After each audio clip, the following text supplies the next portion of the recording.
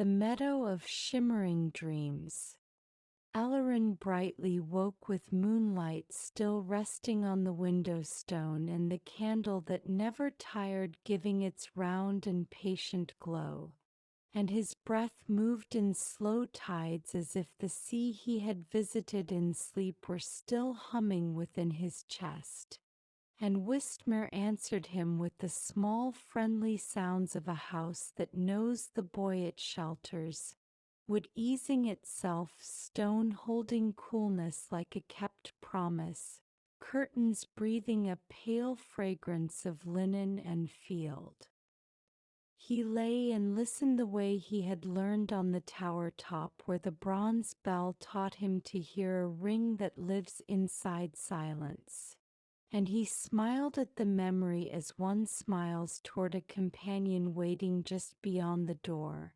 Then he rose and pressed his palm to the wall so the tower would feel his thank you. He washed with river cool water, brushed crumbs from the sill for the sparrows, and set the traveler light so it could sip dawn. And in those small acts he felt the inward compass steady within, asking him to go outward with gentleness so that the day could open like a book whose spine will not be cracked. Master Aldrin appeared in the doorway with the pleased look of someone who has placed a gift where the morning will find it. And he said that some meadows bloom only when night promises to return, and that if Elorin wished to see such a meadow he should walk without hurry along the river and let the grass speak first. Elorin ate a slice of bread with honey, laced his boots, tucked a sprig of mint behind his ear because the air enjoys small courtesies, and stepped into the pearled blue field between night and day, where the orchard counted its leaves and the river stitched silver into the breeze. He followed the path until the well-known turn seemed to soften, as if the world wished to suggest another way without scolding the old. And he followed that suggestion by slowing his feet and widening his gaze, and the ground under him began to feel softly sprung, the earth lending its own breath to his step. Beyond a stand of willow and alder the land opened, and there the meadow waited, a long sway of grasses that shone with dew as fine as powdered glass. And scattered through that sway were flowers Elorin had never seen before, petals like slivers of dawn, cups like bowls of twilight, crowns that seemed cut from river light, each bloom holding a color unnamed but instantly understood. The air in the meadow had the taste of clean water and warm bread and the faint sweetness of clover taught by rain. And the wind moved as if careful not to spill anything precious. Elorin felt the same hush he had felt when the bell rang without sound, a hush that was not emptiness but a room made ready. And he knew he had come to a place that wished for listening more than for speaking. From the edge he watched until watching became belonging. Then he stepped among the blooms, and at once the petals nearest him turned with a soft, mindful grace, as if to greet a friend whose name they already knew. He knelt and examined a flower whose color rested somewhere between the blue of a heron's wing and the pale gold of late afternoon. And when he leaned close he saw that the inside of the petal held a moving picture faint as breath upon glass. The smallest story, a child turning a page by candlelight, a mother setting a bowl of fruit where the sun could see it, a fisherman mending a net while the tide took a nap. He understood without surprise that each blossom held a dream, not his, but someone else's, perhaps a sleeper in the village, perhaps a wanderer beneath another sky, and that the meadow kept these dreams as a beekeeper keeps honey, not to keep from others but to let them ripen safely. He placed 2 fingers just above the soil and felt a subtle warmth like a nest where small creatures sleep. And in that warmth the pictures upon the petal grew a little clearer without becoming loud. A fox brushed the grass with the calm competence of one who knows every softness of the field, and Luma's silver whiskers gathered dew like stars catching on a river, and she looked at Elorin with approval, then settled at the edge to watch as if guarding the border between sleeping and waking. A lark lifted, held itself at a reasonable height, and then let itself become a dot of sound, and that sound carried the flavor of something well remembered. Elorin thought of the night market where stories were coins, and he realized the meadow asked for a different offering, not words of memory but care given in the present moment, a small tending, the gentle maintenance of what others had trusted to the grass. He understood what to do because the meadow taught him with the softness of good instruction. He moved slowly between the flowers, checking that each stem stood comfortably, that the cups were free of too much dew, that no blade of grass pressed unkindly where the petal wished to breathe. He did not touch every blossom, only those that invited his hand by leaning the smallest degree. And when he did touch, he did so with the side of his finger where patience lives. Where a petal had folded, he lifted it half a finger's width so it could see the sky. Where a stem had leaned too far into shadow, he placed a small stone at its base, a companion to keep it upright. Where dew pooled too heavily, he tipped the cup until the water slipped into the soil that waited happily to drink. Each time he tended a flower, the picture within brightened into clarity for one breath, and in that clarity he heard not voices but the soft cadence of breath from the sleeper to whom the dream belonged. And it seemed to him that somewhere a body turned more comfortably upon a pillow. He felt no need to keep count. He moved the way the river moves around stones, the way light moves over a table set for tea, and the meadow moved with him, grasses swinging to make a lane the way townsfolk step aside to let a child with an armful of apples pass through. A cluster of blooms near a hollow drew him, their color a friendly green that remembered spring even under autumn's patient hand. And within their petals a vision formed of the miller who sometimes laughed with flour on his nose. And Elorin saw the man asleep in a chair with his cap over his eyes and knew that the bloom was holding the man's dream of building a small boat for lunchtime drifting.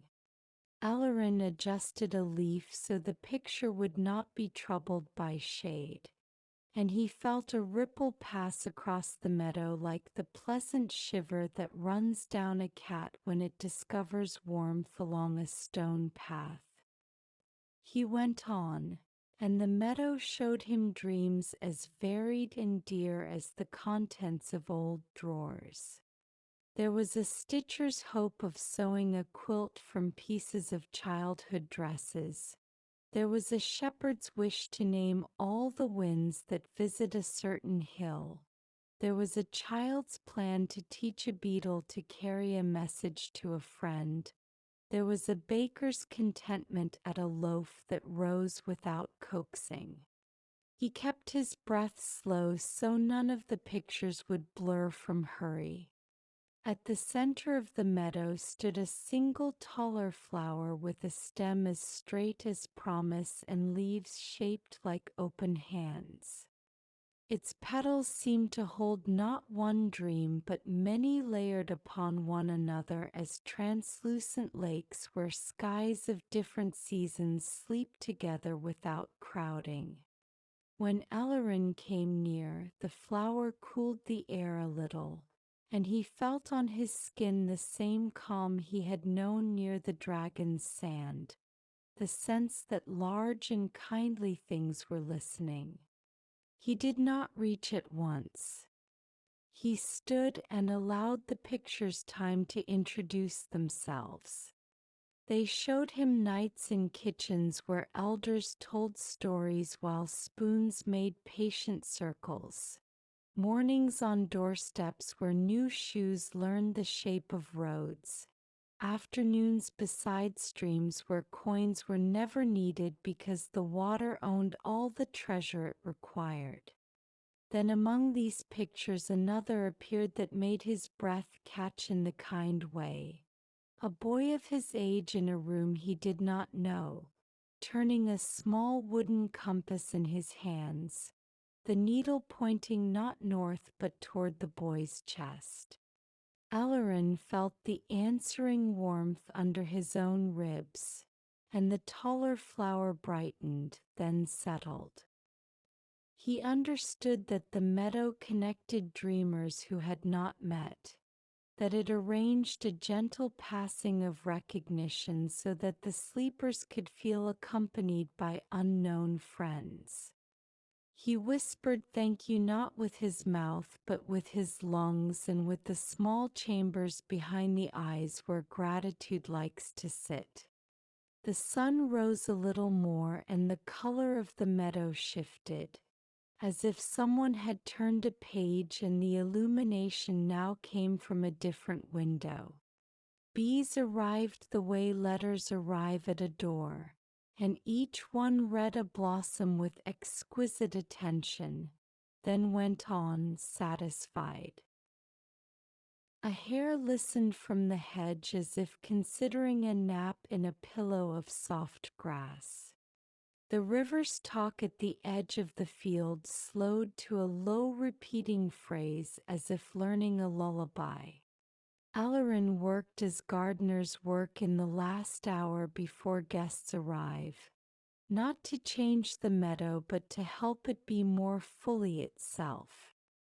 He arranged 3 small stones so a trickle of water would thread past the roots of a group of shy bluebells, and he moved aside a branch that had fallen to shade a cluster of golden cups.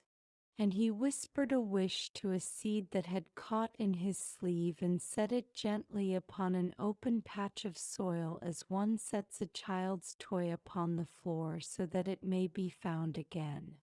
Now and then he rested on his heels and watched the entire meadow breathe in long, easy waves. While he rested, something changed very subtly as weather changes without making an announcement.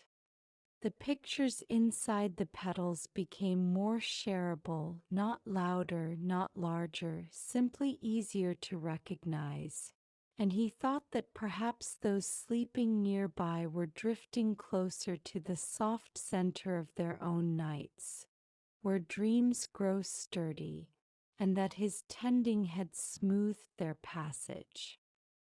He remembered Master Aldrin's saying that care is a form of magic that works whether or not anyone notices who offered it, and he felt the sweet weight of that truth the way one feels the comforting weight of a blanket. At the south edge of the meadow he found a patch where the flowers seemed tired, not sick, only as if they had been carrying too many pictures, and he asked the field itself what would help. The answer rose under his fingertips like warmth through bread, and he understood that music would sweeten the roots.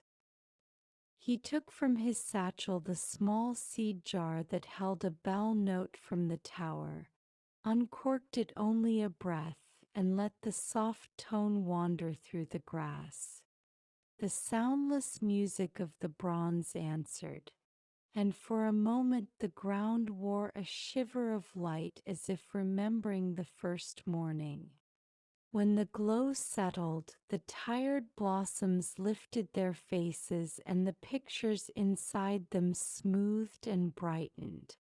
Luma rolled once in the grass to accept her portion of comfort and then sat very still with her eyes half closed, the way foxes sit when they are practicing kindness by example. Afternoon leaned gently upon the meadow, and the colors changed again, less like jewels and more like fruit in warm baskets. Children from the village, still asleep in their rooms, might have turned on their pillows, for several blossoms showed small hands finding small wonders: a ribbon under a chair, a coin thin as a leaf, a cricket that had hummed itself to sleep. Elorin rose and walked a wider circle, touching only what asked to be touched, leaving everything else to its chosen angle. And as he walked, he thought about the way the bell had taught him to hear silence, and how the meadow was teaching him to tend what he could not own. He felt himself lengthen and soften the way a tree does when wind chooses it for listening. At last he returned to the tall flower at the center, and found that within its petals a new picture blooming had reserved a place for him.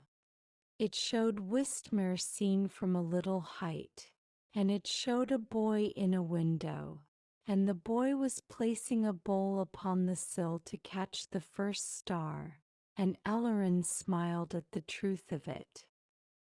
He understood then that the meadow held not only the dreams of others but the way his presence might be woven among them, not as hero or solver but as friend. He bent and breathed upon the soil and gave it a little water from his flask that had remembered a spring, and the flower's stem shone as if grateful and then became ordinary again, which is the most graceful kind of magic.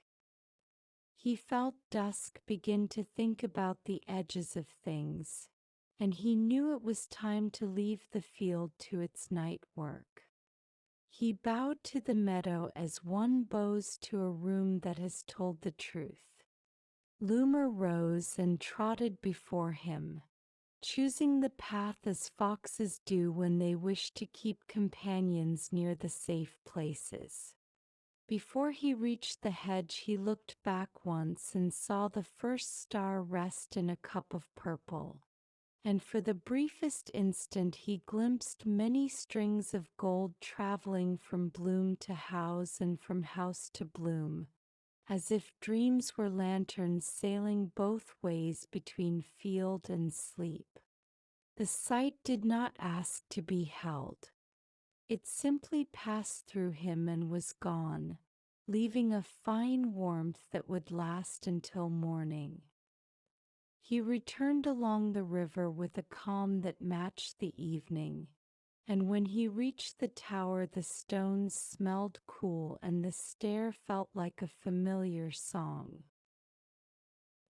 He lit the traveler light and set the seed jar beside it and placed his hand on the wall above his bed. Master Aldrin visited with 2 mugs of warm milk and a slice of pear, and they spoke only a little because the day already understood itself. When Elorin lay down, he felt the ring of the bell move through him once more, and within that ring he felt the meadow breathing, and within that breath he felt the villagers turning peacefully, and within those turnings he felt his own small hopes set among the hopes of others like seeds in a neat row. He fell asleep as a boat falls asleep on a lake that has decided to keep only round waves. All night the meadow held what it had promised to hold, and all night the village slept beneath an invisible net of kindness that weighed nothing and touched everything. At dawn Elorin woke to sparrows busy with decisions, and he smiled before he remembered why, which is often the surest sign of a good night. He washed, ate, set the bowls for new stars in the evening to come, and climbed to the tower top.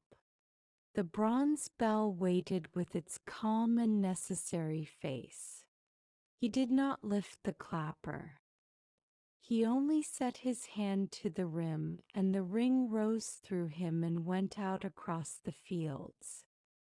He felt it touch the meadow as a breeze touches water, and for a heartbeat a soft gleam ran across the grass as if many little mirrors had agreed on one sky. Then the day began, ordinary and golden and kind, and Elorin stepped into it with the rested steps of one who has learned that caring for dreams is a form of waking.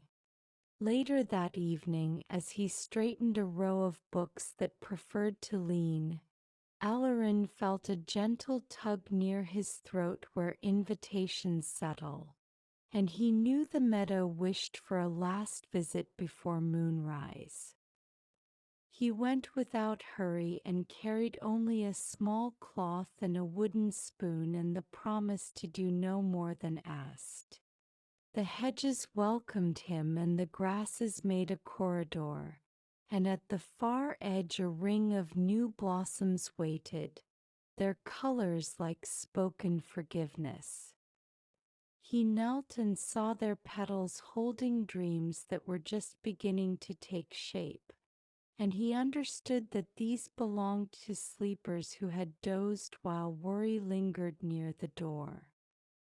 He set his palm upon the soil and counted 3 long breaths, and after the third the ground answered with a small cool sigh, and the petals steadied as if a hand had been placed on a child's shoulder. He let 1 drop of water fall from the spoon to each stem so the dreams would learn to drink without asking, and the ring softened. A deer stepped from the hedge far enough to see and not far enough to startle, and Luma watched with her eyes half closed as if approving a familiar rite. Elorin whispered a short story about a gate that opened at the exact right moment, and the blossoms brightened the smallest amount. A quiet yes that would help morning arrive kindly for those sleepers. He thanked the meadow, and it replied the way water replies when a hand has been patient. On the bridge he watched the river carry new stars as if escorting guests, and at the tower door he felt the bells ring move through him like warm tea. He slept with the window ajar so that any passing dream in need of a cup could borrow the bowl on the sill, and he smiled before the smile had time to decide whether it wished